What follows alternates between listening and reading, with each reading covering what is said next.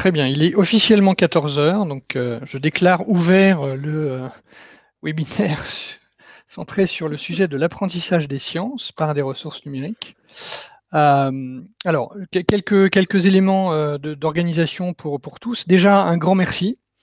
Un grand merci aux éditeurs qui vont vous présenter des solutions numériques, des éditeurs qu'on connaît, hein, donc qui vont vous présenter des solutions qui sont pertinentes pour l'apprentissage des sciences. Merci à vous de prendre sur votre temps, merci à vous participants, enseignants, de prendre sur votre temps pour participer à ce webinaire. Vous faites aussi le succès de ces webinaires sur un certain nombre d'usages du numérique éducatif. Alors, pour ceux qui ne nous connaissent pas, c'est pas le sujet, mais en fait, moi je représente LDE. LDE, on est le principal libraire scolaire de France, et on s'est construit sur le manuel scolaire et on a le catalogue quasiment le plus large de ressources numériques. C'est à ce titre-là en fait qu'on organise ce webinaire. Donc si vous voulez en savoir plus sur LDE, n'hésitez pas, il n'y a pas de souci, je suis à votre disposition pour en savoir plus. Mais vous n'êtes pas là pour parler de LDE. Donc on a construit ce webinaire avec les éditeurs qui vont vous présenter les éléments parce que, comme je le disais tout à l'heure, à la première personne qui était là, les ressources numériques pour les sciences ne sont pas légion. Donc ça nous paraissait intéressant de faire un focus sur les éditeurs qui proposent ce type de solution. Alors, un élément d'organisation. Donc en fait, chaque éditeur va avoir 15 minutes pour présenter sa solution. Et on aura 5 minutes de questions-réponses, suivant la volumétrie des questions que vous poserez, bien entendu. Donc n'hésitez vraiment pas à poser ces questions-là, à poser vos questions et toutes vos questions. Vous avez le chat pour ce faire, et moi je me ferai l'écho des questions auprès des personnes qui présentent. S'il faut qu'on prenne un petit peu plus de temps pour traiter des questions qui n'ont pas eu réponse à ce moment-là, bon, on n'hésitera pas à le faire. Sachez cependant en fait que ce webinaire est enregistré, que nous vous enverrons un document de synthèse avec l'enregistrement de ce webinaire, bien entendu, et donc les présentations des différents éditeurs, avec les documents des éditeurs, PDF ou PowerPoint, qu'on mettra dans un document Lab, et des liens vers les ressources, bien entendu.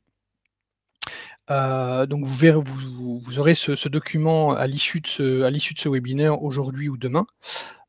Et bien entendu, on ajoutera des éléments tarifaires, puisque ça a aussi son importance, que nous vous transmettrons, bien évidemment, et les éditeurs qui vont présenter et nous-mêmes sommes bien entendu à votre disposition pour aller plus en détail sur une question ou sur un questionnement ou une interrogation que vous auriez.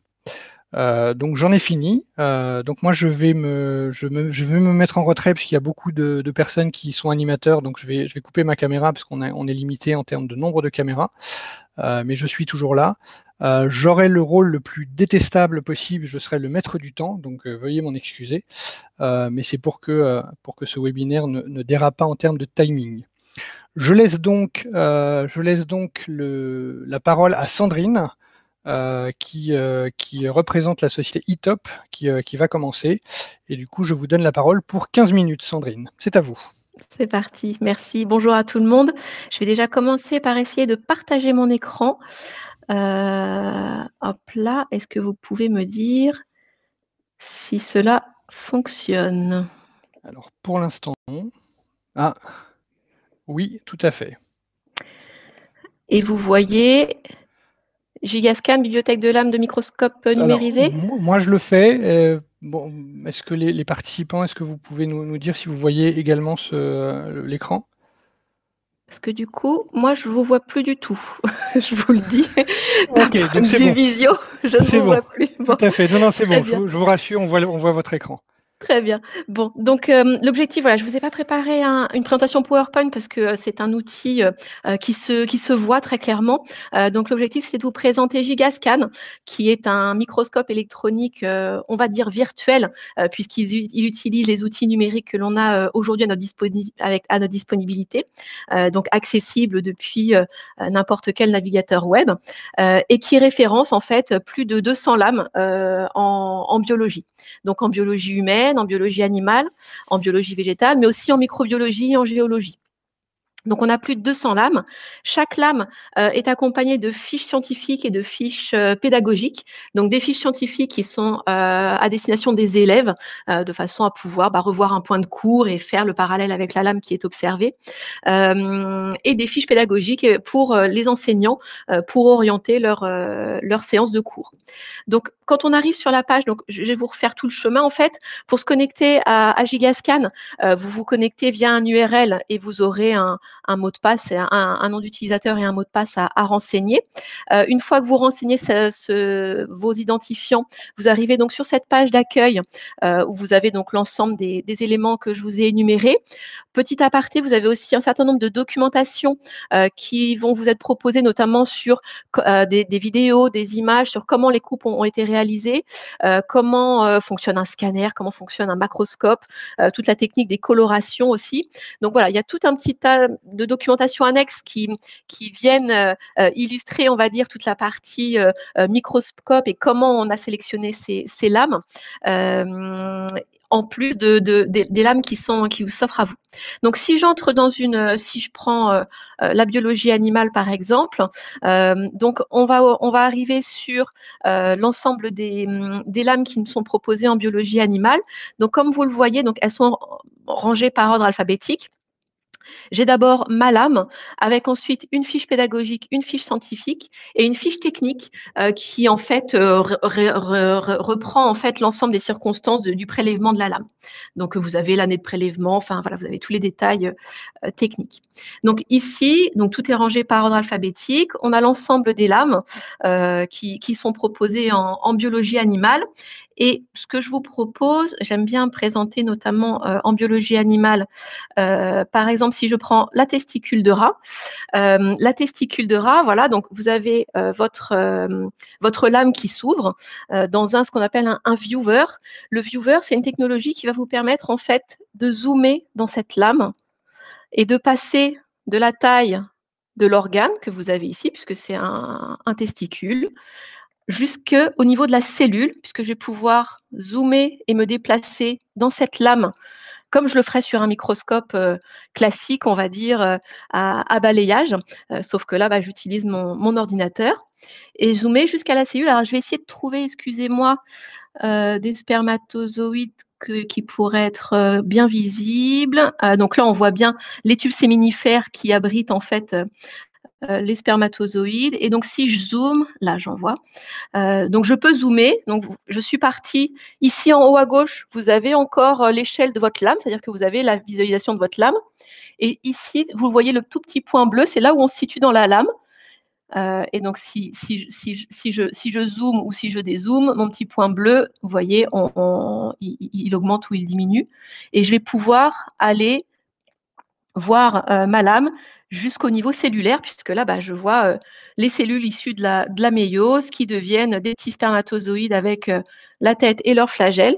Donc voilà, c'est une technologie qu'on a mis au point qui va vous permettre de zoomer sur un très fort grossissement dans une lame, et on a plus de 200 lames. Donc l'intérêt de Gigascan, finalement, au-delà de cette technologie de zoom, c'est la variété des lames, puisqu'on a plus de 200 lames. Si je vous prends par exemple aussi, donc là on a par exemple une moelle épinière humaine. Alors déjà, d'une part, c'est pas forcément une lame facile à obtenir directement en classe. Quand on fait des prélèvements, voilà, il y a des choses qu'on ne peut pas faire. Voilà, d'avoir accès à ce type de lame, c'est vraiment très, très intéressant. Et donc, de la même façon, je vais pouvoir aller zoomer. Donc là, on voit bien effectivement la substance grise, la substance blanche, mais jusqu'aux neurones. Ici, on en a un beau qu'on voit bien avec son noyau. Donc, il y a toujours un petit temps de téléchargement, puisque ce sont des images qui sont très, très lourdes. On parle de plusieurs milliers de mégapixels. Donc, elles ont été numérisées vraiment en très, très haute définition. Mais voilà, là, vous voyez, au niveau du chargement, je suis de chez moi, j'ai pas la fibre, je suis en Wi-Fi. Le temps de chargement reste quand même relativement raisonnable. Et donc, là, j'ai zoomé sur mon neurone, par exemple. J'ai la règle qui m'indique sur quel type de mesure je me situe. J'ai aussi tout un tas d'outils qui vont me permettre de faire des annotations, de prendre des mesures, justement. Donc là, si par exemple, je veux savoir combien il fait mon petit neurone, hop, voilà, il fait 51,88 microns de diamètre. Je vais pouvoir aller y faire une annotation, le légender, pour que les élèves ensuite, par exemple, puissent faire un exposé, une illustration de cours en s'appuyant sur leur propre recherche, aller chercher des informations. Donc, sur chaque lame, je ne sais pas si vous l'avez vu, mais on voit aussi que tout est référencé selon des coordonnées, donc avec un abscisse et une ordonnée. Donc, vous pouvez aussi diriger les élèves en disant, bah voilà, dans la lame de la moelle épinière, si vous allez aux coordonnées, j'ai pas de coordonnées là comme ça, mais à des coordonnées données, vous pourrez aller observer un point spécifique que l'enseignant aura voulu mettre en valeur. Donc voilà, vous avez un certain nombre d'outils. Si je prends par exemple, si on va en biologie végétale, pour vous montrer également, hop, sur la racine d'ail. J'aime bien la racine d'ail, parce que la racine d'ail, vous pouvez voir les différentes phases de la mitose au sein de cette lame. Ces lames, elles ont été choisies, elles ont été développées en collaboration avec, à l'époque, avec l'Académie de Nancy-Metz, en fait, avec des enseignants. Donc, on a vraiment pris un soin très particulier à choisir les lames et la perspicacité, la pertinence, excusez-moi, de nos lames. Donc, voilà, chaque lame est très ciblée et un vrai intérêt pédagogique. Donc ici, sur la racine d'ail, sur la coupe de la racine d'ail, typiquement, les élèves peuvent aller chercher les différentes phases de la mitose, les annoter. Si je prends ici une petite annotation, hop, et que je me mets ici, je vais pouvoir, excusez-moi, oh, bah zut, je vais pouvoir l'annoter. Hop, donc ici, on a l'ensemble des chromosomes qui se sont mis sur la plaque équatoriale. Donc, si je ne me trompe pas, c'est une métaphase. Donc, je vais pouvoir aller annoter et ensuite, chaque étiquette pourra se mettre sur mon visuel et les élèves pourront faire leurs propres recherches. Faut que je fasse entrer, Sandrine, pour pouvoir faire mon étiquette. Pourquoi est-ce qu'il ne se synchronise pas avec voilà, ça y est, ma métaphase. Donc voilà, on peut observer, annoter. Ensuite, il suffit simplement de prendre, faire une copie d'écran par exemple, et de l'insérer dans un document Word, un PowerPoint, pour le rendre à l'enseignant dans le cadre d'un travail ou ce genre de choses. Donc voilà, si je retourne sur mon sommaire, donc vous le voyez en fait, donc tout est classé par ordre alphabétique, avec à chaque fois une fiche scientifique et une fiche pédagogique qui accompagne chaque lame. Donc, il y a vraiment un accompagnement qui se fait au niveau des lames, tant au niveau de l'élève, puisque voilà, il peut avoir un support de cours, que de l'enseignant, puisqu'il a aussi une fiche qui lui permet aussi d'observer les points d'intention. Donc, si vous voulez, je peux éventuellement vous montrer typiquement, voilà, j'ai pris la racine d'ail, mais on peut peut-être prendre la racine d'oignon, elle est très jolie aussi. Si je prends une fiche pédagogique ici, donc à destination des enseignants, j'ai une fiche pédagogique, voilà, qui m'explique un petit peu, voilà, si je veux utiliser cette lame sur un cours de 90 minutes, on va aller voir tel point du programme, sur quel type de notions on va aller travailler. Et ensuite, vous avez la fiche scientifique cette fois-ci pour les élèves, dans le cadre, par exemple, d'une consultation en autonomie, puisque, étant donné que vous avez accès à Gigascan depuis n'importe quel navigateur Internet, vous pouvez bien évidemment l'utiliser en classe, mais vous pouvez aussi l'utiliser à la maison, les élèves en autonomie. Donc, ils peuvent aussi avoir des repères. Donc là, on retrouve... on est encore dans la mitose, mais voilà, les différentes phases de la mitose avec la prophase, l'anaphase. Sandrine, On retrouve. Oui, il vous reste 5 minutes. et c'est parfait. Donc 5 minutes pour les questions, j'imagine. Non, 5 minutes et ensuite on passera aux questions. D'accord, très bien. Donc voilà, vous avez tous ces outils qui sont mis à disposition des enseignants et de leurs élèves, parce que voilà, il y a vraiment une double,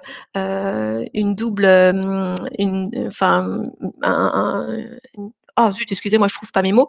Il y a vraiment un double objectif. Il est à la fois auprès de l'enseignant s'il l'utilise par exemple sur un tableau blanc numérique pour animer ses séances de cours, mais aussi tout à fait dans le cadre de travaux qui peuvent être donnés aux élèves en autonomie ou par groupe au sein de la classe.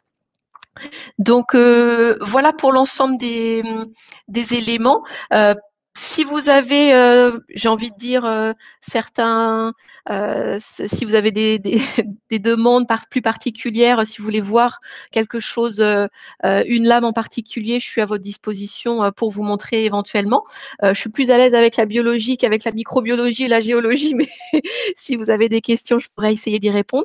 Mais voilà en tout cas pour la présentation de cet outil qui aujourd'hui remplace. Alors, je ne vais pas dire remplace parce que c'est un très mauvais terme, qui vient accompagner en fait l'utilisation du microscope parce que on a quand même toujours besoin de savoir utiliser un microscope en physique, en réel, dans les salles de classe. Mais en tout cas, voilà, il vient appuyer cette utilisation avec un nombre de lames assez important. Donc, ça ouvre le champ des possibles et la possibilité de recherche, en tout cas, au sein de la salle au sein du labo de biologie.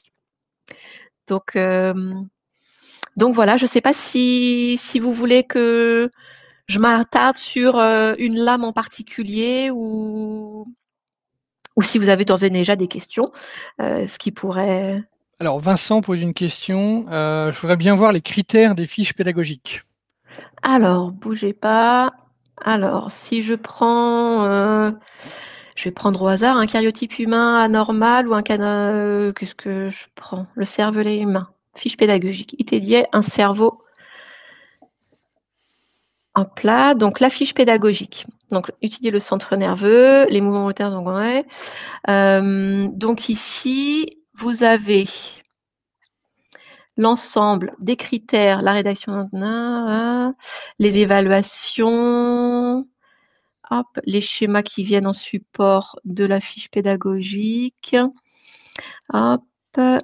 Et donc, l'idée, c'est de trouver, utiliser le grossissement permettant d'observer le cervelet en entier et capturer une image avec la barre d'échelle, donner un titre à l'image, une légende, identifier les 2 zones du cervelet et de sa taille, explorer l'image du cervelet à plus fort grossissement afin de capturer avec la barre d'échelle des images caractérisant chaque zone et montrant les niveaux d'organisation tissulaire et cellulaire, céder des connaissances sur l'organisation de la moelle épinière et des informations sur le système nerveux et le cervelet des sites internet référencés pour faire les repérages, faire vérifier par l'enseignant, tirer et légender. Voilà, l'idée là, c'est vraiment de légender sur le cervelet humain et éventuellement de pouvoir le comparer avec un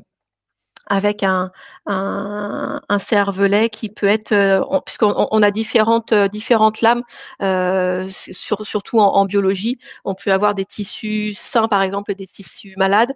Ça peut être aussi l'occasion de les comparer et de les mettre en parallèle. Et Vincent qui ajoute pour enrichir son commentaire.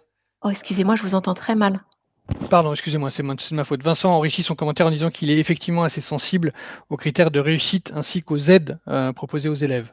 Voilà, donc D'accord. Voilà. Et donc et là, si je suis désolée, j'ai pris un petit peu au hasard, donc le cervelet, je suis pas forcément très à l'aise, mais donc sur la fiche scientifique qui est là, plus à destination des élèves pour le coup, on a donc toujours un rappel donc avec ce qu'est la substance blanche et la substance grise par exemple.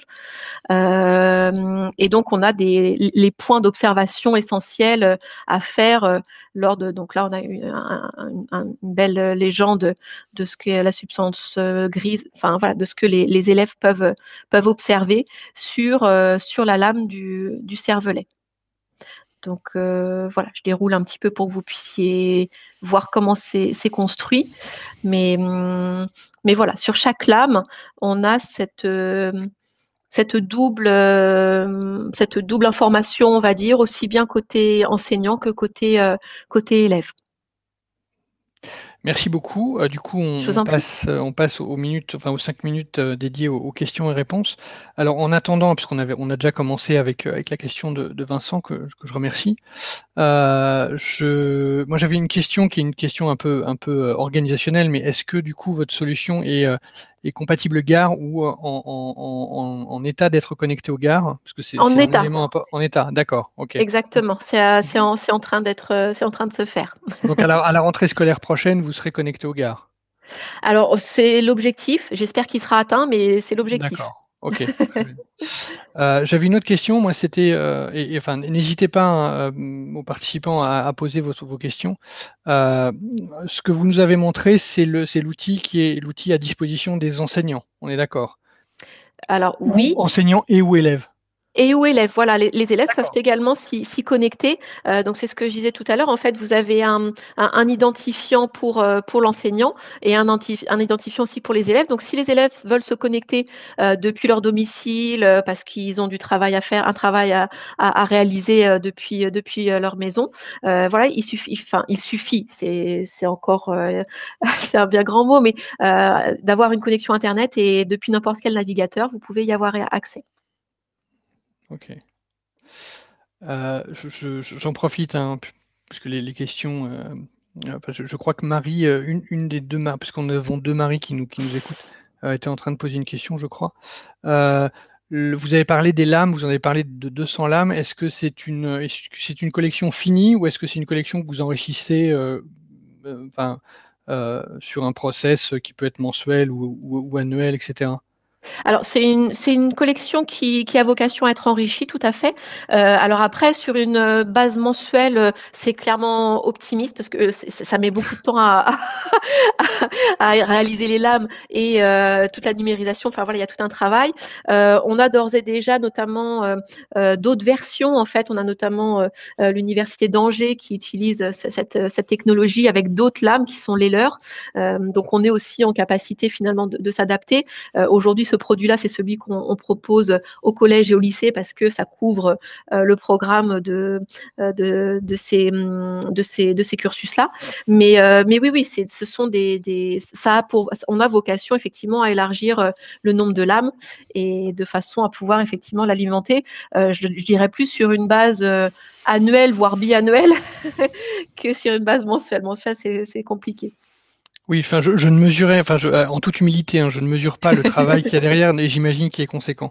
Tout J'ai à une fait. autre question qui peut peut-être intéresser aussi tout le monde, c'est, est-ce que du coup vous donnez des accès de test? Si un enseignant qui nous écoute veut tester votre solution, est-ce Tout que, à fait. alors soit vous pouvez les donner ici ou alors on peut les échanger et nous on les enverra aux enseignants, il y a pas de souci. Mais voilà, c'était le sens de ma question. Pas de souci, bien sûr, vous pouvez nous faire, la demande. Alors je ne sais pas comment, à l'issue de ce webinaire, comment cela sera orchestré, mais voilà, j'imagine que vous aurez, mes coordonnées ou en tout cas je pourrais les communiquer, et puis donc en fonction des demandes, bien sûr, on peut ouvrir, là typiquement, ouvrir des codes de démonstration jusqu'à la fin de l'année, pour pouvoir tester, pour pouvoir aller se balader et voir comment ça fonctionne. OK, Bien bah, sûr. je pense que oui, enfin ça, je pense qu'on pourra échanger, puis moi je prendrai les codes de test, de chaque solution et à ce moment-là, je les enverrai aux participants et aux inscrits. Alors Vincent pose encore une question: «Comment cela se passe-t-il pour les élèves si je leur demande de travailler sur une lame numérique et de me rendre une production annotée par voie numérique? Je travaille beaucoup via notre ENT». Alors excusez-moi, c'est une question indiscrète, vous utilisez quel ENT? Alors, je ne peux pas répondre pour Vincent, donc je vais le laisser répondre. Bon, dans tous les cas, voilà, nous, alors, ENT 27. D'accord. Donc, alors, nous aujourd'hui, on est Gigascan, c'est un produit de la société eTop Éducation qui appartient au groupe eSphere. eTop Éducation, en fait, on est aussi éditeur d'environnement numérique de travail, donc pour du premier degré et du second degré et de solutions de vie scolaire. Donc aujourd'hui, notre solution s'interconnecte avec notre ENT, bien évidemment, mais on peut aussi créer ce qu'on appelle des connecteurs de façon à ce qu'ils soient dans l'ENT. L'inconvénient, c'est que là, il faudrait se rapprocher nous, on est en capacité de créer ce connecteur pour nos ENT, mais on n'est pas l'ENT 27. Donc, ça serait plus à vous retourner vers votre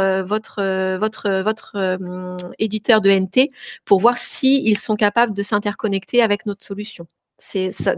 Malheureusement, ça se fait plus dans ce sens-là. Nous, on est en capacité de le faire, mais il faut que côté ENT, ça puisse se faire aussi. J'espère que je me suis bien fait comprendre.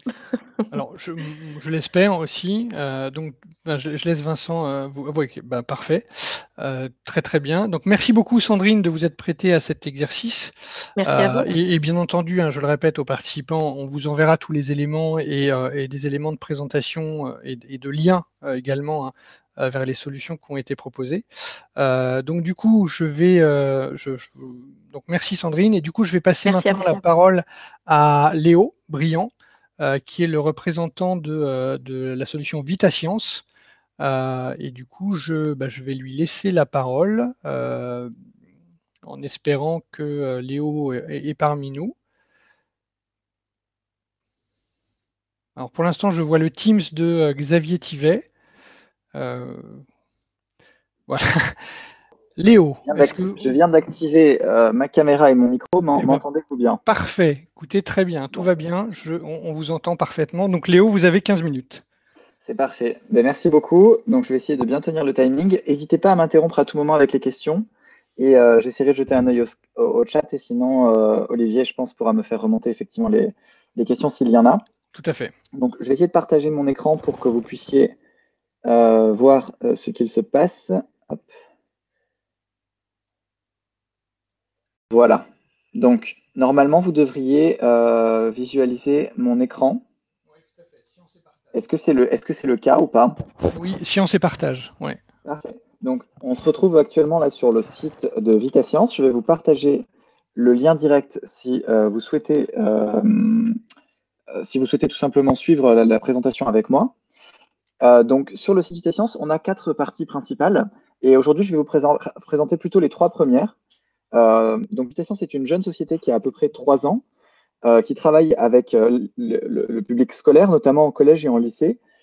Et vous le verrez, on a été soutenu par le ministère de l'Éducation nationale, notamment pour la production du module de gestion de classe qui se trouve ici et que je vais présenter tout à l'heure. Donc, tout d'abord, sachez que sur la partie programmée, vous pourrez finalement découvrir la programmation en milieu scolaire, en collège ou en lycée. Et ça peut être utile donc, dans différentes matières scientifiques, que ce soit en mathématiques, en technologie, en physique-chimie, en SVT et dans les nouvelles matières que sont SNT, NSI pour les options ou sciences de l'ingénieur, ou voire même STI 2D ou Bac Pro en maths sciences, selon les. Enfin, vraiment, ça couvre aujourd'hui la programmation dans le curriculum, elle est vraiment présente dans plusieurs matières. Donc, sur cette interface-là, vous avez le choix entre Arduino, Microbit, Python, ESP32, les calculatrices Texas Instruments, QuickPy. Vous avez un ensemble de contextes possibles. Donc, je vais en prendre un pour l'exemple, mais bien sûr, vous pourrez regarder. Tout cela est librement accessible. Je vais prendre Microbit. Et donc, ce qu'on va retrouver sur ces interfaces qui s'ouvrent sous vos yeux, vous avez sur la partie gauche des blocs qui ressemblent énormément à Scratch, c'est-à-dire un programme que vous allez pouvoir créer par vous-même à l'aide de blocs déjà existants. Ceci va permettre de vraiment simplifier la programmation pour les débutants, et c'est ce qui est demandé en collège. Et en fait, l'originalité de VitaScience, c'est que vous avez la traduction en Python qui se fait en temps réel à droite. Donc finalement, vous avez la possibilité de très facilement apprendre le langage par bloc d'abord, et ensuite apprendre Python. Et ça va s'adapter à votre niveau. Donc, par exemple, si vous êtes débutant, vous allez rester en mode bloc, sinon vous allez passer en mode hybride, et ensuite vous allez pouvoir passer en mode code qui va permettre l'édition du Python directement. Pour cette carte microbit, on a un simulateur qui permet donc de visualiser le comportement de la carte. Bon, là, en l'occurrence, j'ai fait afficher un cœur, mais si je veux faire un programme très simple, je vais pouvoir, par exemple, afficher un cœur et un sourire avec une alternance de 1 seconde à chaque fois. Donc, j'ai fait répéter indéfiniment, afficher une icône, attendre, afficher une autre icône et attendre. Et on voit que mon simulateur me permet de visualiser mon programme. Et si je suis content, je vais pouvoir le télécharger et donc il va ensuite s'afficher sur la carte. Bon, là, en 15 minutes, je ne vais pas avoir le temps de faire la démo complète, mais sachez que vous pouvez donc programmer des cartes programmables. On en a plusieurs disponibles et également programmer avec une interface Python qui fonctionne pour les mathématiques ou autres. Les caractéristiques communes de toutes ces interfaces, finalement, c'est qu'elles sont évolutives. Donc, comme je l'ai montré, ça peut s'adapter vraiment de la fin du primaire au lycée, voire le supérieur. Ça fonctionne sans installation sur ordinateur, tablette et smartphone.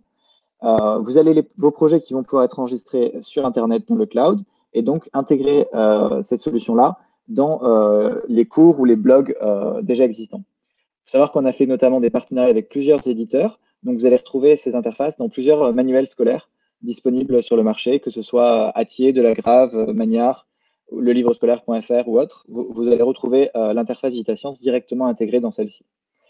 C'est sécurisé vis-à-vis du RGPD, accessible, je ne l'ai pas montré, mais on peut changer à tout endroit du site les polices, par exemple pour passer en mode dyslexique, ou le thème pour changer l'apparence et rendre les choses plus lisibles.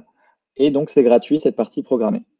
Ensuite, vous avez une seconde partie qui est la partie ressources sur laquelle vous allez retrouver un ensemble d'activités pédagogiques clés en main pour les enseignants. Alors, visiblement, c'est en train de charger. Voilà. Ces activités-là, je ne vais pas passer longtemps dessus, mais sachez qu'il en existe près de 200 qui sont gratuitement consultables et modifiables par les enseignants et les élèves. Donc, si j'en prends une au hasard, celle-ci, par exemple, permet de faire un pot connecté qui va arroser la plante directement en fonction de son taux d'humidité. Donc, vous avez le nombre de vues de ce tutoriel, le matériel nécessaire pour réaliser ce tutoriel, donc en l'occurrence une carte Arduino, un shield de Grove, un écran et un capteur d'humidité du sol. Et vous allez pouvoir mesurer donc le taux d'humidité de la plante avec une vidéo YouTube qui explique le fonctionnement et un programme. Donc là, c'est la même interface que je vous ai montré tout à l'heure, mais qu'on retrouve cette fois-ci embarqué dans la page directement, ce qui permet donc d'avoir le code tout prêt à être utilisé ou à être simulé. Et éventuellement des fichiers 3D imprimés ou autres. Voilà. Donc ça, toutes ces ressources-là, ça peut donner plein d'idées pour faire des projets. Et c'est également gratuit.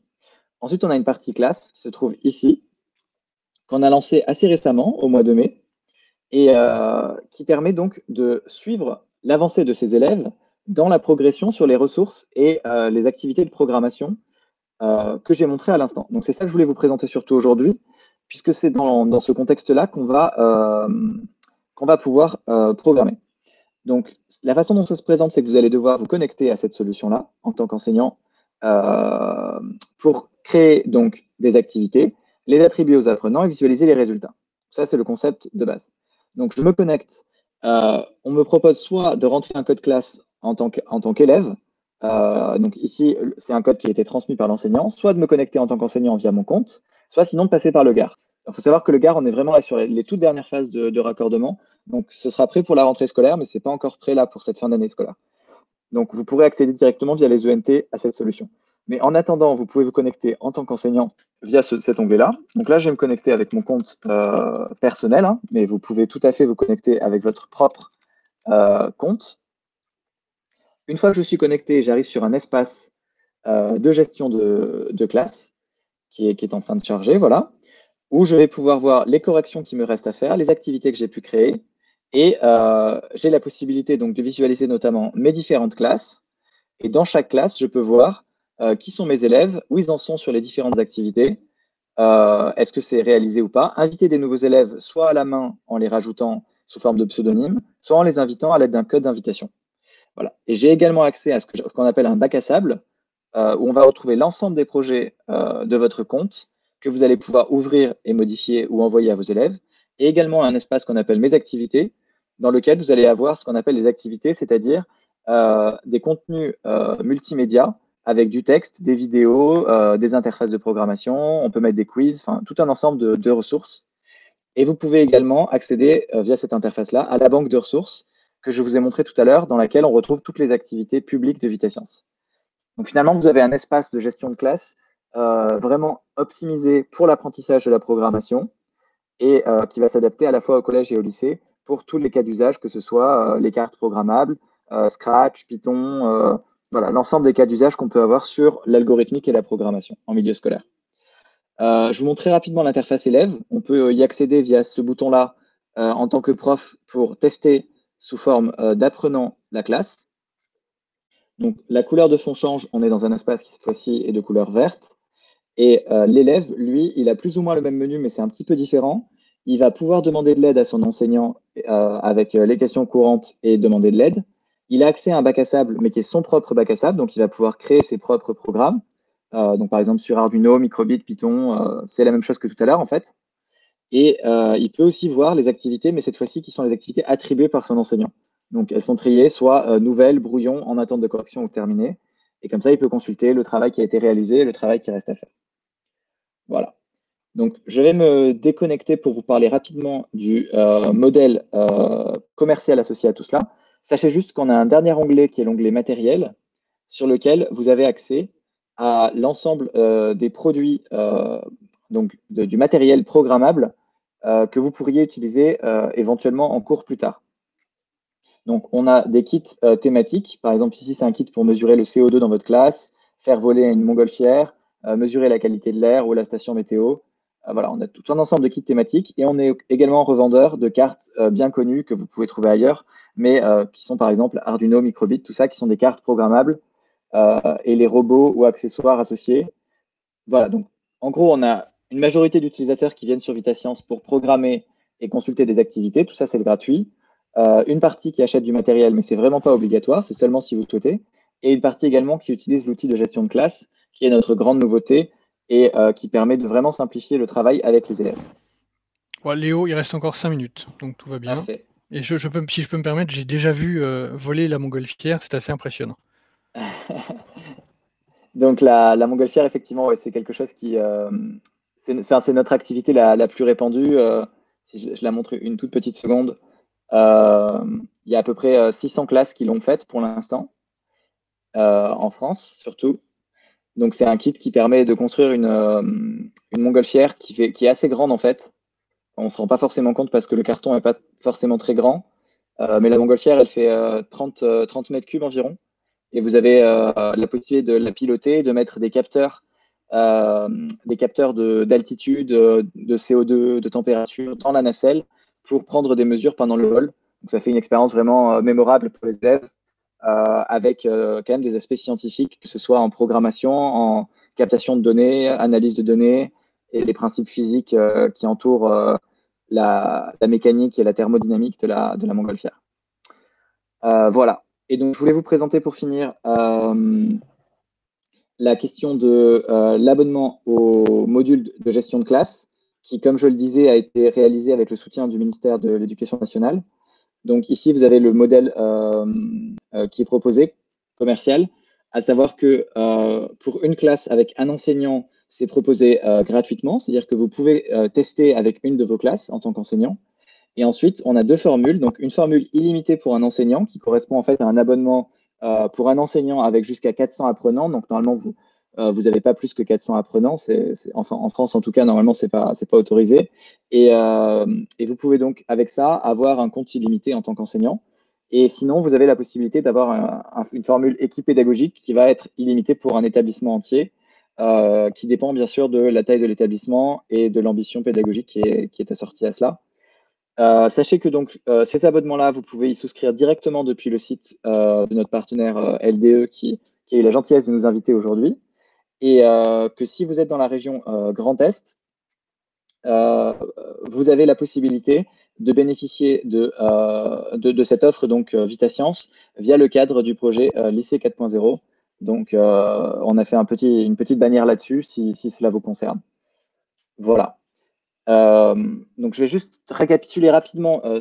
Donc, VitaScience, c'est un projet relativement jeune, qui concerne la programmation informatique en milieu scolaire, avec d'une part des interfaces de programmation qui permettent de découvrir le code et qui sont disponibles gratuitement sans limite d'usage, des ressources pédagogiques qui sont disponibles sur le site également, et en tant qu'enseignant, vous pouvez en créer des nouvelles et les partager ou alors juste consulter.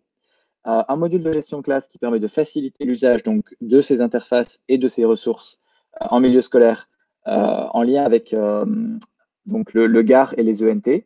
Et également, pour ceux qui ont besoin, une vente de matériel pédagogique qui permet de faire des projets plus complexes et plus ambitieux avec du matériel pédagogique programmable. Voilà, alors je pense que je vais m'arrêter là, sinon je vais vous noyer d'informations. Il y a déjà eu pas mal d'éléments, et en plus je ne suis pas le seul à présenter aujourd'hui. Mais sachez en tout cas que je me tiens à disposition pour toutes vos questions, si vous en avez, et que c'est un plaisir en tout cas de vous retrouver aujourd'hui. Alors moi, j'ai le temps que les participants posent leurs questions. Moi, j'en ai une, c'est sur les 200 activités. Est-ce que là encore, c'est la même question que j'ai posée à Sandrine tout à l'heure? Est-ce que c'est, avec les cartes, etc., est-ce que c'est des activités qui sont en développement? C'est-à-dire qu'est-ce que vous en rajoutez enfin, alors je ne sais pas à quelle fréquence, ou est-ce que c'est une collection finie d'activités? Non, non, il y a vraiment une grosse activité sur cette banque de ressources et de plus en plus en fait. Euh, L'objectif, c'est vraiment de faire quelque chose de collaboratif où les enseignants peuvent librement publier. Et on en a en ce moment un rythme d'environ une par semaine, je dirais. Ok. Mais c'est un rythme qui s'accélère. Euh, et par contre, elles sont très variées. Donc, si vous, ce qui vous intéresse, par exemple, c'est, j'en sais rien, Python en lycée, il ne va pas forcément y en avoir beaucoup qui sont directement liés à cela. Puisqu'en fait, la programmation en milieu scolaire couvre différents usages. Il y a les robots, il y a les cartes, il y a Python, il y a Scratch, il y a même Arduino avec le C++. Il y a tout un ensemble de possibilités. Donc, nous, on essaie de couvrir un spectre assez large en ressources de base, mais sinon, il y a une grosse activité de la communauté. Et d'ailleurs, celle que je vous ai montrée tout à l'heure, par exemple, là, sur le pot connecté, c'est pas VitaScience qui l'a réalisé, c'est un jeune YouTuber qui s'appelle Enzo. Il y a aussi, par exemple, une collection qui a été faite par l'équipe VitaScience ou par Texas Instruments, ça dépend les modules.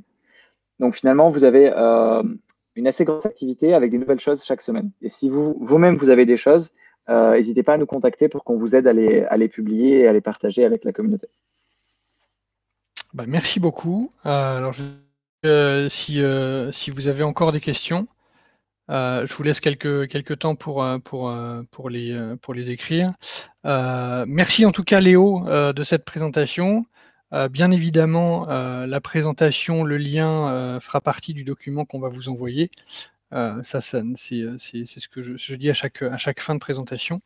Donc voilà, n'hésitez pas. Et donc du coup, s'il n'y a pas d'autres questions, je vais passer la parole à l'éditeur Gelin, qui va nous présenter une solution alors qui est un peu moins sur le codage, sauf erreur de ma part, parce qu'en fait il y a vraiment des spécialités, des vraies spécialités par éditeur. Et du coup je vous laisse Anna le lead pendant 15 minutes sur ce point pour présenter la solution Gelin. Très bien. Merci beaucoup pour votre attention. Oui, J'ai juste merci. j'ai laissé l'adresse email de VitaScience dans le chat si certains sont intéressés pour prendre contact avec nous. Et ce serait un plaisir donc de poursuivre la collaboration et les échanges. Voilà, merci pour l'invitation en tout cas. Merci Léo. Anna, c'est à vous. Ok, alors je vais en profiter aussi pour mettre le lien de la plateforme numérique que je vais présenter aujourd'hui. Alors moi, je vais couper la caméra pendant que je parle pour éviter de brouiller un peu la présentation.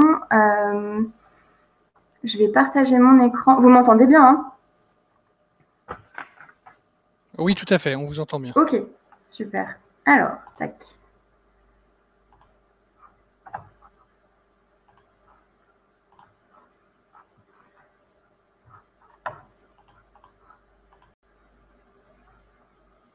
Voilà, donc normalement, mon partage doit se faire.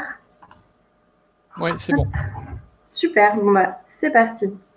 Alors moi, je représente la société Gelin, qui a développé du coup, alors c'est un projet qui date de 2013 maintenant, la plateforme numérique, qui est un portail pédagogique dédié aux sciences expérimentales.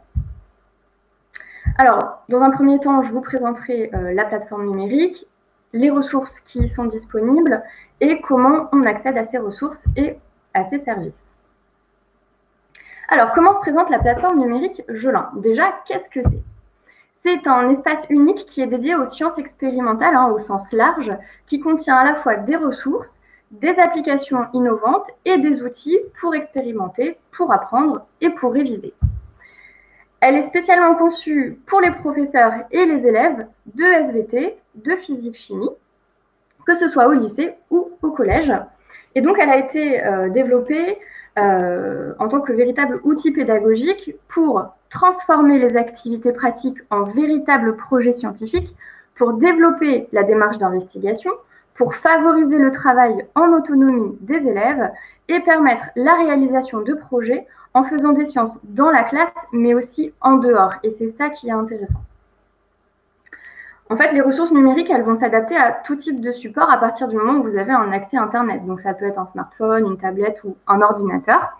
Et donc, l'élève et le professeur auront accès à un espace unique, à des ressources spécifiques pour le professeur et pour les élèves, et à un accès aussi en dehors de la classe. Il faut savoir que donc, tout est accessible en ligne, conçu pour collège et lycée. Il n'y a aucun document commercial, puisque Gelin, vous devez le savoir si vous êtes professeur de sciences, on est fournisseur de matériel scientifique, et d'ailleurs les pionniers et les initiateurs de l'Exao. Et donc, en fait, on développe une approche novatrice dans l'apprentissage des sciences, en voulant associer le matériel scientifique que vous avez au laboratoire et puis les usages numériques. Donc là, c'est vraiment un espace de travail pour expérimenter, pour apprendre et réviser. Vous avez un accès gratuit ou alors avec des licences établissements, j'y reviendrai un petit peu plus tard, et une adaptation des contenus qui se fait en continu en fonction des programmes. On l'a vu dernièrement avec la réforme des lycées, en fonction bien sûr des évolutions technologiques et puis des retours d'expérience des utilisateurs. La plateforme numérique Gelin, elle permet de travailler en classe et en dehors, par exemple pour récupérer un protocole de TP, pour expérimenter en classe, pour mesurer et acquérir des données, pour analyser des résultats obtenus, produire et exporter une trace de son travail et approfondir les notions à l'aide des diverses ressources numériques.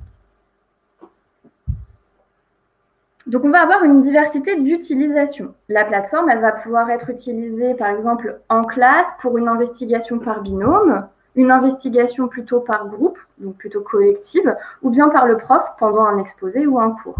Mais aussi à la maison pour permettre à l'élève de faire ses propres observations, ses investigations ou ses révisions. Alors, la plateforme numérique, c'est officiel, elle est utilisée par le CNED dans la mise en place des cours de sciences à distance, mais également pour permettre de réaliser des épreuves expérimentales pour le baccalauréat. Mais elle est également approuvée par les professeurs, puisque suite à un sondage que l'on a mené à l'issue du premier confinement, les professeurs ont estimé que la plateforme répondait totalement à leurs attentes et, vous voyez à l'écran, la répartition de l'utilisation de nos ressources. Et donc en tête, on voit que les professeurs utilisent la plateforme pour préparer leurs cours et juste derrière, en tant que support pour leurs élèves. Donc nous, en fait, on vous met à disposition les éléments et vous les utilisez comme vous le souhaitez. Donc tout est vraiment utilisable de manière 100% libre. Alors, voyons maintenant quelles sont les ressources disponibles. Donc, il y en a un panel, il y a une diversité de formats pour une diversité d'usages. Du moins au plus interactif, on va retrouver donc 3 groupements, les documents, ensuite les activités, puis ce qu'on appelle les applicatifs. Donc, je n'ai pas le temps de tout vous présenter aujourd'hui, bien évidemment, donc je vais faire quelque chose d'assez synthétique. Mais si vous avez des questions derrière, n'hésitez surtout pas à revenir sur les points qui vous importent. Donc, je vais commencer par le groupement des documents. Dans la plateforme, vous allez retrouver donc soit en SVT, soit en physique-chimie, des images ou des schémas. Là, j'ai pris un exemple en SVT. Si vous êtes en train de travailler sur la photosynthèse et que vous voulez illustrer votre cours avec, par exemple, un chloroplaste, eh bien, vous allez pouvoir, vous, en tant que professeur, afficher l'image que vous voyez à droite de l'écran, qui est un schéma complété. Et l'élève, lui, aura accès au schéma de gauche, qui est un schéma incomplet, qu'il pourra compléter à la suite du cours pour valider ses acquis. On va également avoir dans les documents des vidéos ou des animations. Donc, par exemple, en physique, si vous travaillez sur les conversions énergétiques, vous allez, par exemple, sélectionner une vidéo qui permet de comprendre les caractéristiques de différentes ampoules. Ensuite, on va passer aux activités et à ce qu'on appelle les dossiers d'expérience. Alors, un dossier d'expérience, c'est en fait un document, un protocole, on va dire, qui est guidé pas à pas pour vous accompagner du début à la fin de la démarche scientifique. Donc, par exemple, ici en SVT, j'ai pris un dossier d'expérience sur l'activité enzymatique de la catalase. Et donc, vous voyez en fait ici le sommaire. Chaque dossier d'expérience s'articule toujours de la même façon. On va avoir une partie préparation, ce qui va vous indiquer en fait ce qu'il faut préparer en amont du TP. Une partie expérimentation, donc c'est ça vraiment qui est guidé pas à pas. On va prendre des photos de chaque étape pour vous emmener en fait du début à la fin et vous garantir 100% de réussite à l'issue de la manipulation. Vous avez une partie investigation où là on va découvrir en fait des TP, plusieurs TP réalisés avec un même protocole. Et puis une partie ressources où vous allez retrouver des fiches d'information, des conseils, enfin voilà, plein de choses pour vous en tant que professeur surtout. Donc il faut noter que l'accès à tous ces dossiers d'expérience est gratuit. Et aujourd'hui, on a une diversité de supports parce qu'on a plus de 15 dossiers qui représentent à eux une centaine de TP. Donc là, c'était en SVT, mais j'ai la même chose en physique. Et donc, on va revenir sur l'Arduino qui vous a été présenté juste avant. On a en fait des dossiers d'expérience autour de l'Arduino. Alors nous, c'est un peu particulier puisqu'on travaille avec Arduino sous Python. Donc, on va vous fournir des protocoles en Python et vous indiquer du début à la fin là comment créer un radar de recul. Voilà, donc l'aide au stationnement. Ensuite, on va passer aux applicatifs. Alors, des applicatifs, on en a plusieurs. Là, j'axe ma présentation sur les 3 les plus plébiscités, on va dire. Donc, j'en ai pris un pour la SVT, un pour la physique, un pour la chimie. Mais voilà, on en a vraiment plein d'autres. Donc, le premier, c'est Idol. Donc, Idol, en fait, c'est une application d'imagerie numérique scientifique en ligne qui propose donc une gamme de préparation microscopique en haute définition. Et donc, rien de mieux que de vous montrer ce à quoi ça ressemble. Donc, on va aller sur la plateforme. Tac. Sur la page d'accueil. Donc ici, sur la page d'accueil, je retrouve en fait les 3 applicatifs que je vais vous présenter aujourd'hui. Sinon, ici, vous avez des onglets physique-chimie avec toutes les ressources qui sont disponibles. En SVT également. Et ici, la partie dossier d'expérience avec les dossiers d'expérience en physique-chimie et en SVT. Donc, je vais revenir sur Idol. Voilà, donc on accède à l'ouverture de l'application à donc une base de données de plusieurs lames. On a plus de 200 ressources aujourd'hui que vous pouvez trier donc, voilà, par catégorie, biologie animale, végétale, géologie, microbiologie. J'ai malheureusement pas le temps de tout vous montrer. Ce que je voulais vous montrer, c'est en fait déjà la qualité d'observation. Par exemple, ici, j'ai une feuille d'Oya qui est absolument magnifique. Donc là, j'ai la lame intégrale. Et puis, je vais avoir une fonction de zoom qui va me permettre vraiment d'aller observer des structures de plus en plus précises. Hop. Donc voilà, je peux zoomer et vous voyez, on a vraiment une lame qui est absolument ouais, elle est super jolie, cette lame.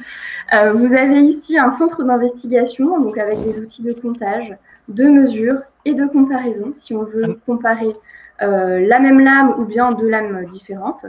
Et en haut, vous avez donc un onglet informations destiné à l'élève avec des informations sur la préparation et sur la coloration.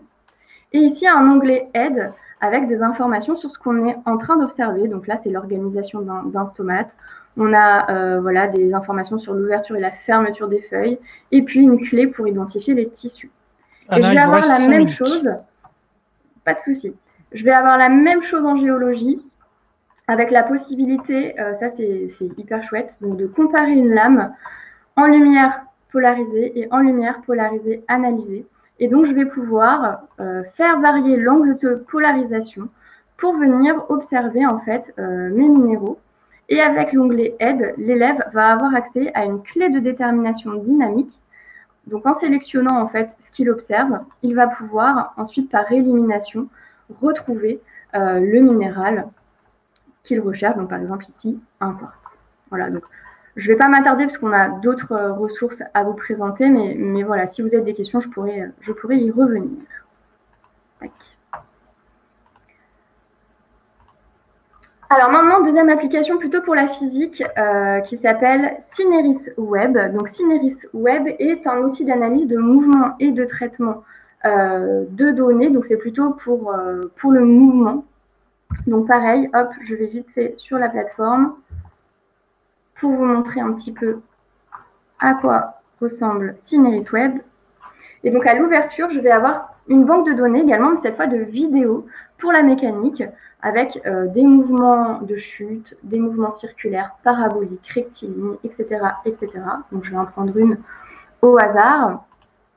Et donc on va avoir la vidéo du mouvement qu'on va pouvoir venir pointer et ensuite obtenir donc les courbes pour faire les analyses de vecteurs, etc., etc. Hop.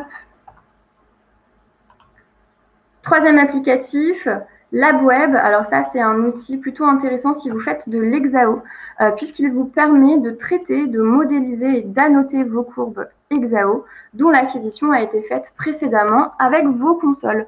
Donc imaginons qu'un élève n'ait pas fini de travailler pendant son TP, il pourra récupérer sa courbe et de chez lui retravailler dessus pour terminer son travail.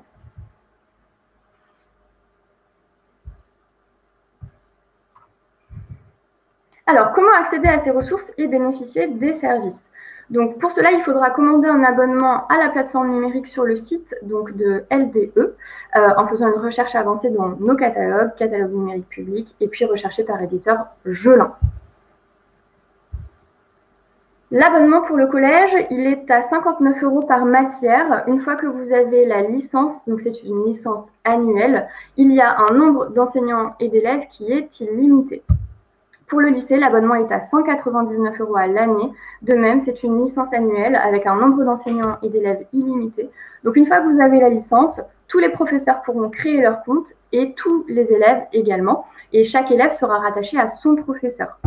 Si vous le souhaitez, vous pouvez tester gratuitement l'ensemble de notre plateforme pendant 60 jours en vous rendant sur le site que j'ai mis dans le chat. Donc l'accès peut se faire via le site donc, de la plateforme numérique avec aucune installation de logiciel qui est nécessaire. Tous les professeurs pourront donc créer leur compte en se munissant de leur code client fourni soit par LDE, soit par Gelin. Et les élèves également seront rattachés à leur professeur.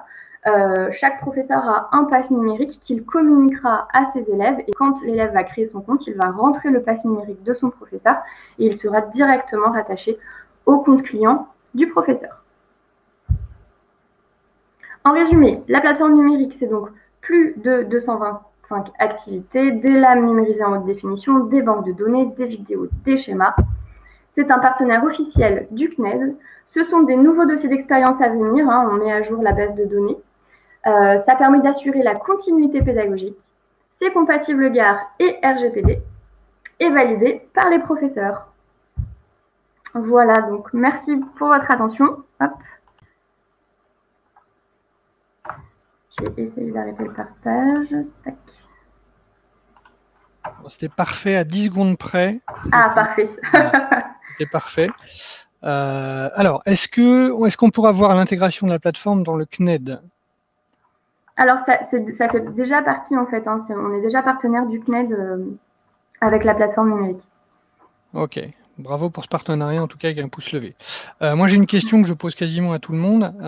Vous avez parlé des applicatifs et des dossiers d'expérience. Est-ce que les dossiers d'expérience, c'est uniquement Gelin qui les produit? Ou est-ce que c'est produit avec des enseignants? Ou est-ce que des enseignants de leur propre chef peuvent aussi produire via votre plateforme des dossiers d'expérience? Alors non, les dossiers d'expérience sont produits par Gelin, mais effectivement en partenariat avec des professeurs, des universités, mais également des laboratoires de recherche. D'accord, ok. Donc enfin, vous offrez l'accès à une bibliothèque de dossiers d'expérience, en fait. C'est ça, Ok, en fait. d'accord, Alors, je ne sais ça pas marche. si Guillaume, j'ai mon collègue du pôle développement de la plateforme qui est présent, qui pourra peut-être mieux vous en parler d'ailleurs que moi. Je ne sais pas s'il a accès à son micro. Alors, je crois l'avoir vu écrire quelque chose dans le chat, donc je ne sais pas si il peut intervenir, hein, n'hésitez pas. N'hésitez pas. Donc, il y a 2 ou 3 questions là qui viennent.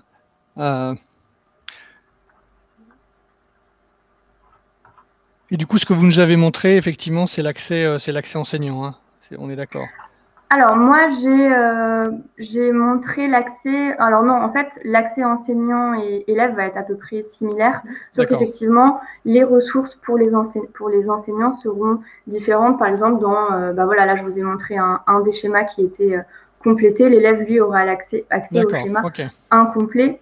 Mais le professeur, pourra lui mettre à disposition le schéma complété s'il le souhaite. En fait, il peut échanger des documents à travers cette plateforme s'il le veut. Il peut même organiser sa classe ou ses classes, donc terminale 1, terminale 3, avec les élèves qui sont dedans. Voilà, c'est vraiment un espace très complet, quoi.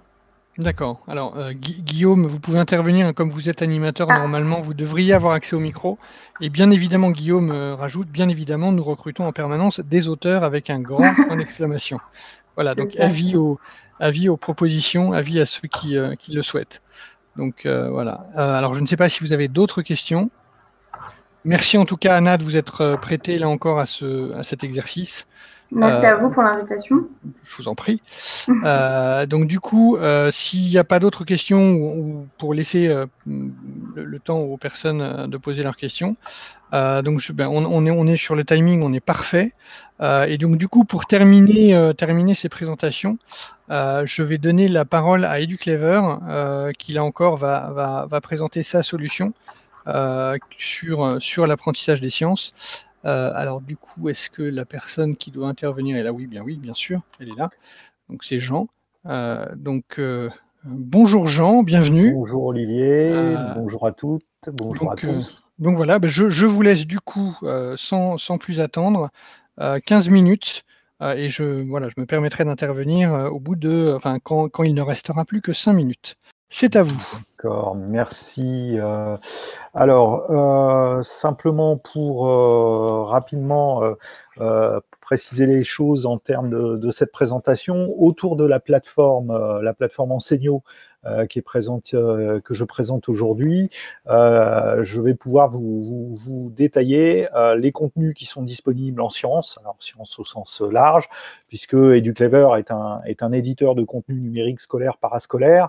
À ce jour, notre plateforme Enseignio renferme plus de 20 000 ressources, 20 000 fiches de cours, 1 000 exercices interactifs, 4 000 vidéos dans différentes matières, dont les matières scientifiques. Et cette plateforme, interfacée avec le GAR, interfacée avec nombre de NT du marché également, aujourd'hui offre un accès à la fois enseignant et un accès élève. Donc, 2 clés d'entrée différentes avec une interaction possible entre les accès au contenu qui peuvent se faire de manière autonome côté élève et les accès au contenu côté enseignant qui vont permettre d'interagir avec les usages que peuvent en avoir les élèves. Je me trouve ici donc dans l'espace enseignant, et à partir de cet espace enseignant, j'ai différentes fonctionnalités, mais je vais commencer quand même sur le volet ressources, hein, pour vous montrer comment accéder au catalogue. Alors, je ne serai pas aussi exhaustif que l'ont été mes précédents collègues, dans la mesure où, évidemment, il y a énormément de contenu disponible dans le fond documentaire. Je vais reprendre simplement quelques exemples. On a commencé tout à l'heure avec la reproduction. Si je me lance dans une recherche simplement sur ce mot-clé pour voir quelles sont les ressources qui sont disponibles dans mon fond documentaire, le moteur de ressources va ici me proposer toute une typologie de ressources par niveau et par matière qui correspondent aux mots-clés que j'ai tapés. Ces typologies de ressources, ces ressources vont être organisées, ces ressources numériques. On peut me proposer à la fois des parcours notionnels autour de la notion de reproduction, des éléments de cours sous forme de fiches de cours, sous forme de fiches de synthèse, et des séries d'exercices qui vont être disponibles à l'intérieur du fonds documentaire. Je peux bien sûr, sur toute ressource qui m'est proposée, d'un simple clic, ouvrir la ressource de mon choix, découvrir ce qu'elle contient.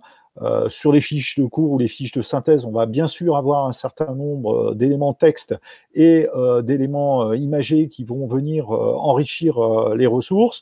La capacité en interaction et en navigation de cliquer sur une représentation de sorte à avoir les images qui apparaissent de manière agrandie, et la possibilité sur une ressource, si je la trouve digne d'intérêt ou utile à un moment donné pour une séquence, pour utiliser avec tel ou tel élève à telle ou telle fin pédagogique, à telle ou telle fin, à telle intention, tout simplement de la ranger dans mes favoris pour pouvoir la retrouver plus facilement à l'intérieur de mon portfolio personnel.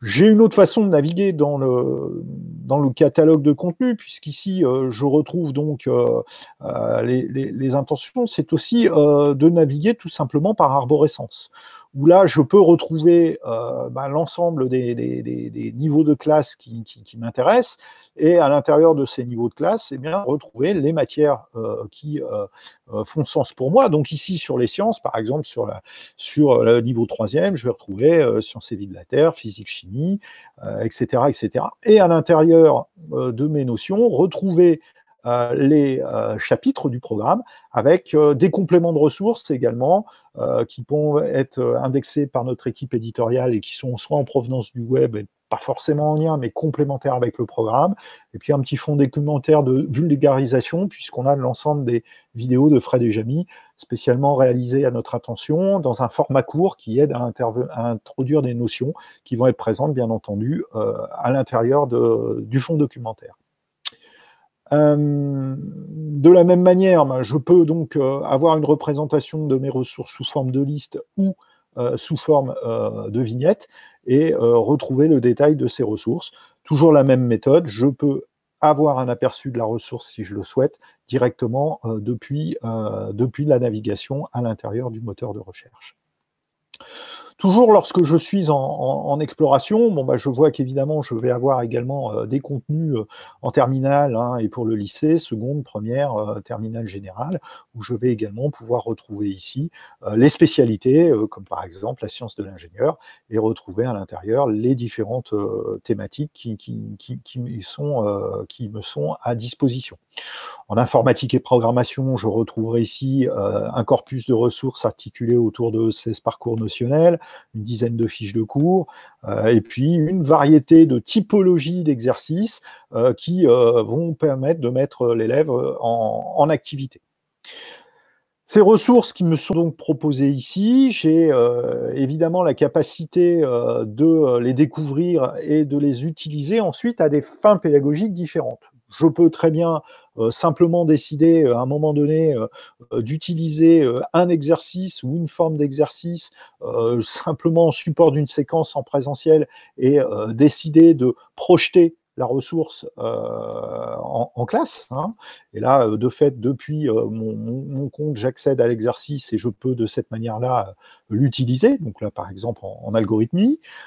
Comme je peux, à un moment donné, décider d'être dans un modèle de relation asynchrone avec l'élève et plutôt adresser une activité ou une série d'activités à un groupe d'élèves.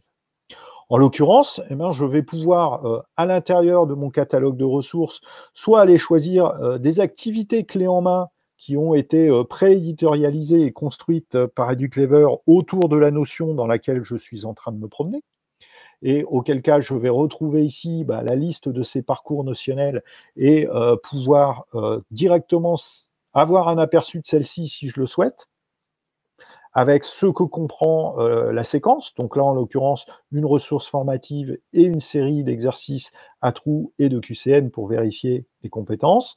Je peux bien sûr lancer le parcours pour en visualiser le détail, mais si cette activité au final retient mon attention, je vais pouvoir donc également directement choisir de l'adresser aux élèves de mon choix. Je retrouverai ici, donc, en lien avec les informations en provenance de l'ENT ou du GAR, selon les connexions qu'auront réalisées les élèves, les listes de mes classes et groupes de mon établissement scolaire. Et à l'intérieur de ces listes de classes, je peux opérer une sélection de l'ensemble des apprenants d'une classe, ou alors panacher, prendre 1 ou 2 apprenants qui ont des besoins particuliers, de sorte à adresser le parcours aux élèves de mon choix. Dès lors que j'opère cette sélection, je vais pouvoir envoyer la ressource à l'élève. Dans cette affectation de ressources et de parcours, j'ai également la possibilité donc de travailler de manière granulaire, hein, et donc d'aller opérer une sélection plutôt sur la base d'un élément de cours, si c'est une fiche, si c'est une vidéo, si c'est l'ensemble de ce qui peut être présenté dans le fond documentaire, je vais pouvoir opérer ma sélection de ressources. Sélection de ressources que vous pouvez donc opérer également à l'aide des filtres, hein, tout simplement, et à partir d'un mot-clé. Par exemple, je souhaite d'avoir des ressources sur la vitesse. Je tape donc le problème vitesse, le mot-clé vitesse. En l'occurrence, ça s'appelle plutôt à une matière qui est aujourd'hui en physique. Donc, je vais pouvoir aller filtrer sur ma matière le cas échéant et aller opérer ma sélection. J'ai donc 314 ressources qui sont disponibles. Et là, je vais accéder à la fois au parcours notionnel clé en main, aux fiches de cours, aux vidéos qui peuvent être à disposition, aux exercices avec les différentes formes d'exercices qui peuvent être proposées. Et de la même manière que j'ai pu tout à l'heure sélectionner un parcours clé en main, je peux opérer une sélection qui soit un petit peu différente, poser un filtre sur une fiche de cours, aller rechercher la fiche de cours qui m'intéresse, puis associer à cette fiche de cours, aller plus précisément visualiser un certain nombre d'exercices, de formes d'exercices, et aller rechercher ces exercices pour les associer également au parcours. Vous ne m'en voudrez pas pour la cohérence pédagogique de ce que je suis en train de réaliser, l'exhaustivité des contenus étant tellement large que là, je m'impose plutôt de vous démontrer la facilité d'utilisation et d'ajout de ressources. Une fois que j'ai opéré cette sélection, je vais pouvoir déterminer mon intention pédagogique sur le parcours. Est-ce qu'il s'agit d'un parcours d'évaluation, puisque je peux être dans une optique d'évaluation avec les élèves, ou une optique d'apprentissage où je vais laisser l'élève manipuler librement la ressource. Donc, vous l'avez compris sur cette richesse de fonds documentaires, vous avez une souplesse pédagogique d'utilisation de celle-ci. Une fois que vous avez sélectionné vos ressources dans un parcours et une séquence, vous pouvez bien entendu ordonnancer les ressources comme vous l'entendez, et puis ensuite adresser les ressources, après avoir nommé le parcours, aux élèves de votre choix, comme on l'a fait tout à l'heure avec le parcours notionnel. Jean, il vous reste 5 minutes. Très bien. Si le fond documentaire et ce qu'il y a à l'intérieur vous intéresse en partie, mais qu'il ne vous jugez pas suffisamment complet, vous allez disposer également d'un éditeur qui va vous permettre d'y ajouter un certain nombre de ressources et d'activités. Alors évidemment, l'éditeur ici va vous permettre de trouver différentes typologies de ressources.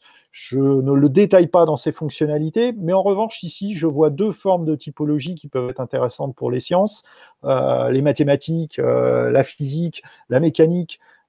On a un connecteur avec les activités GeoGebra qui va nous permettre d'intégrer les activités GeoGebra et de les proposer dans les parcours. Et on a un connecteur de lien externe qui permet d'acquérir un lien URL par rapport à une ressource sur laquelle vous êtes déjà abonné, une ressource qui est libre de droit disponible sur le web, et de la proposer aux élèves en complément de ce qui est existant dans le fond documentaire. Donc de la même façon qu'on a pu sélectionner des ressources présentes dans le fond documentaire, je peux retrouver ici des activités, par exemple ici l'animation sur la trajectoire d'un ballon, qui est un objet GeoGebra, et en fait, le retrouver à l'intérieur de mon corpus de ressources. Le player va apparaître, l'élève va pouvoir trouver la ressource, elle sera intégrée à un parcours, et vous pourrez de cette manière-là illustrer une activité ou une mise en activité avec des animations présentes sur le web, soit sous forme de lien URL, soit sous forme d'activité GeoGebra, comme je viens de vous le présenter.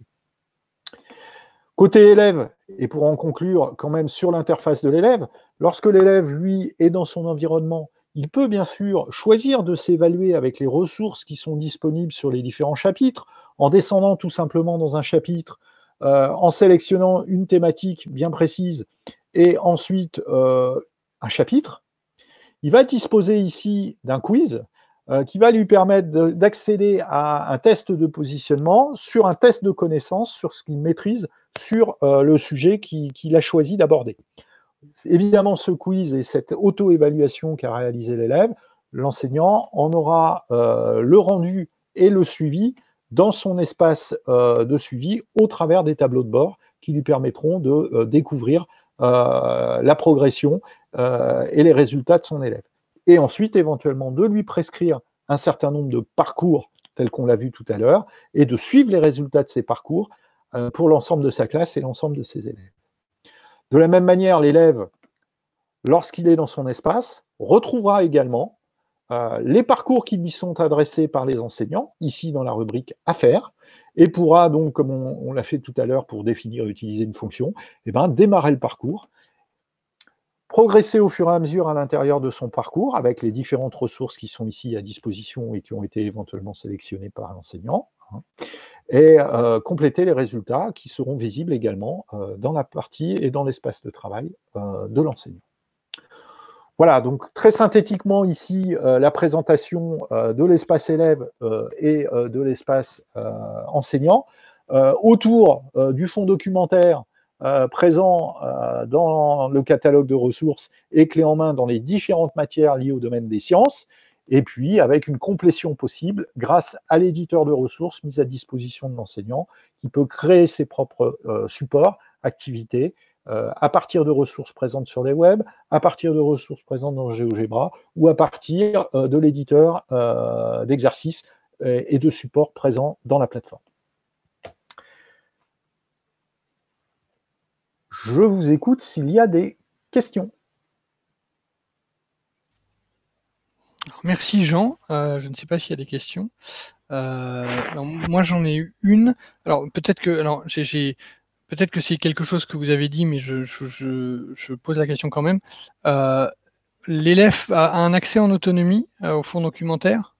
L'élève a en effet un accès en autonomie au fonds documentaire. Donc il va en effet pouvoir, depuis son espace, naviguer de manière autonome dans le catalogue de ressources et aller consulter un certain nombre de supports, que ce soit les parcours notionnels, que ce soit les fiches de cours ou les exercices. Et à partir du moment où l'élève fait quelque chose en autonomie, est-ce que l'enseignant le voit, même si c'est en autonomie? Absolument. Dans son tableau de bord, dès lors que l'élève va lancer un certain nombre d'activités sous forme d'exercice, dans son tableau de bord et en se rendant sur le profil de l'élève, le professeur va retrouver l'ensemble des activités que l'élève a pu s'auto-prescrire. Il y aura un petit pictogramme qui indiquera, avec le petit chapeau ici de lauréat, que c'est l'élève qui s'est auto-prescrit une activité en autonomie. Et bien sûr, l'enseignant pourra descendre dans le détail de cette activité, de sorte à la fois avoir l'ensemble des exercices qu'a pu réaliser l'élève et le détail des réponses qui ont été apportées par l'élève et en cas d'erreur, bien sûr, comprendre l'erreur de l'élève. Très bien, merci beaucoup. Il y a une question, c'est comment votre solution s'interface avec un ENT? Alors, de deux manières aujourd'hui. On est complètement compatible GAR, donc via le GAR, et si l'ENT propose l'accès GAR, en fait, on va aller sélectionner la ressource à l'intérieur de l'espace de l'espace ressource, et ça va s'ouvrir directement en connexion avec l'ENT. Et si le connecteur GAR n'est pas disponible au sein de l'ENT, aujourd'hui, on a également des connecteurs SSO qui sont en place avec la totalité des éditeurs de NT du marché. Ok, très bien. On respecte ensuite le schéma SDET, bien sûr, qui fait qu'il n'y a pas de téléchargement de liste d'élèves en amont de cette opération. L'élève doit au moins avoir accédé une fois à la ressource pour que son profil soit créé et que l'enseignant puisse le visualiser dans son espace de suivi. Ok. Ok, écoutez, merci Jean. Vous êtes également prêté à l'exercice. Merci de votre invitation. Merci à tous d'avoir présenté vos ressources. Merci à tous d'avoir participé et d'être resté bien attentifs jusqu'au bout. Ça veut simplement dire que les ressources qu'on vous a présentées, je pense, étaient pertinentes. On en est persuadé, hein, mais c'est quand même vous les utilisateurs, donc c'est vous qui êtes le juge de paix entre guillemets de ces ressources-là. Alors comme je l'ai dit au début, si vous avez des questions encore, hein, que ce soit sur Educlever ou sur la solution proposée par eTop, Gelin ou VitaScience, vous avez encore quelques minutes pour les poser, il n'y a pas de souci. Vous recevrez bien évidemment à l'issue de ce webinaire, comme je l'ai dit tout à l'heure, comment dirais-je, la synthèse, excusez-moi, la synthèse de la présentation du webinaire en vidéo et des présentations des éditeurs. Et les éditeurs et nous-mêmes sommes bien entendu à votre disposition. Petite question, et j'en finirai sur Educlever, parce que c'est une question qui a été soulevée pour les autres solutions et pas pour la vôtre. Est-ce que du coup, il y a un accès de test à votre solution?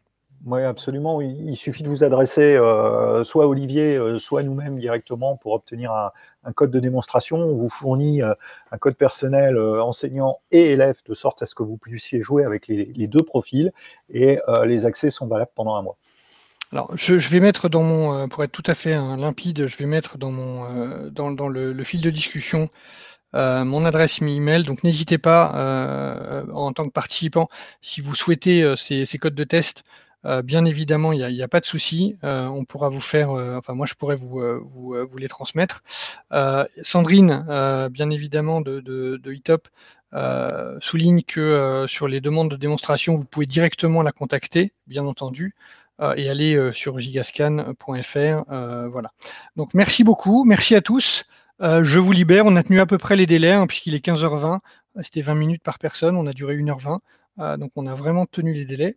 Merci à vous d'avoir participé, merci à vous d'avoir présenté, et je vous dis sans doute à très bientôt à tous. Merci à vous, bonne journée. Merci à vous, très bonne journée. Merci beaucoup, bonne journée tout le monde. Merci, au revoir.